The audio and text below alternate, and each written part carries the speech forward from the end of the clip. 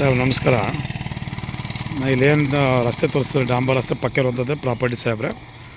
ನೋಡಿ ಸರ್, ಏನೊಂದು ಸೀಟ್ ಮನೆ ಇದೆ, ಜೊತೆಗೆ ನಾ ಏನು ತೋರ್ತಿದ್ದೀನಿ ನೋಡಿ ಸರ್. ಇದು ತೆಂಗು, ಇದು ಬಂದು ಒಟ್ಟು 2 ಎಕರೆ ಇರುವಂಥ ಜಾಗ ಸಾಹೇಬ್ರೆ. ಇದು ಪ್ರಾಪರ್ಟಿ ಬಂದು 2 ಎಕರೆ ಇರುವಂಥದ್ದು, ವಿಲೇಜ್ ಅಟ್ಯಾಚ್ ಇರುವಂಥದ್ದು ಸರ್. ನೋಡಿ ಅದೇ ಊರು, ಒಂದು 10 ಮೀಟ್ರ್ ಇಲ್ಲ ಸರ್ ವಿಲೇಜು.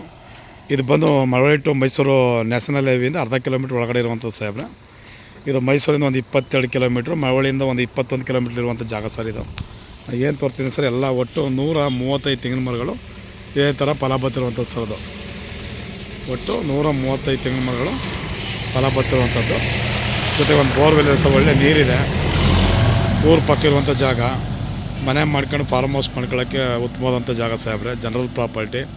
ಮಳವಳ್ಳಿಯಿಂದ ಒಂದು 21 ಕಿಲೋಮೀಟ್ರು, ಮೈಸೂರಿಂದ 27 ಕಿಲೋಮೀಟ್ರು, ಬೆಂಗಳೂರಿಂದ 122 ಕಿಲೋಮೀಟ್ರ್ ಇರುವಂಥ ಜಾಗ ಸರ್. ನೋಡಿ ಸರ್, ಒಳಗಡೆ ರೇಷ್ಮೆ ಕಡ್ಡಿ ಹಾಕ್ಕೊಂಡು ಪ್ರತಿಯೊಂದು ತೆಂಗಿನ ಮರಗಳು ಕೂಡ ಇದೇ ಥರ ಇರುವಂಥದ್ದು ಸರ್. 135 ತೆಂಗಿನ ನೋಡಿ ಸರ್, ಇದೇ ಥರ ಎಲ್ಲ ಫಲ ಬರ್ತಿರೋಂಥ ಸರ್.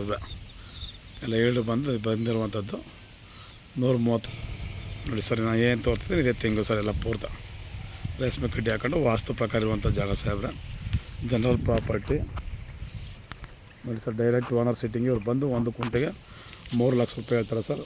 ಡೈರೆಕ್ಟಾಗಿ ಕುಂತ್ಕೊಂಡು ಏನಾಗುತ್ತೆ ನೆಗೋಷಿಯಬಲ್ ಆಗುತ್ತೆ. ಡೈರೆಕ್ಟ್ ಓನರ್ ಸಿಟ್ಟಿಂಗ್ ಸಾಹೇಬ್ರೆ. ಧಾರವಾಡ ಪಕ್ಕ ಇರುವಂಥದ್ದು, ವಿಲೇಜ್ ಪಕ್ಕ ಇರುವಂಥ ಪ್ರಾಪರ್ಟಿ ನೋಡಿ ಸರ್. ಅದೇ ಊರು.